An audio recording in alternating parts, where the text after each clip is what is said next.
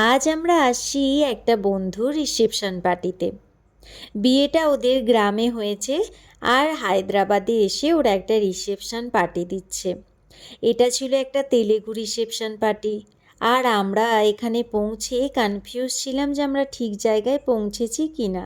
তবে বাইরের ওই ছবিটা দেখে কনফার্ম হলাম, না, ঠিক জায়গাতেই পৌঁছেছি।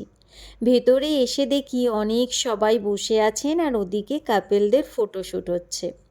আমরাও যথারীতি বসলাম, আর বসার সাথে সাথেই আমাদের হাতে এসে পৌঁছালো গরম গরম চিকেন পাকোড়ি।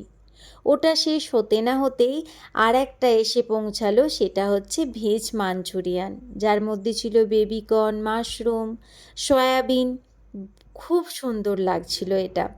তো আমরা এদিকে একটার পর একটা খাওয়া দাওয়া চলছে আমাদের, আর একদম আমাদের সামনে চলছে কাপেলদের ফটোশ্যুট। আরে আজকের দিনটা তো ওদেরই, ওদেরকে তো একটু টাইম দেওয়া দরকার, বলুন।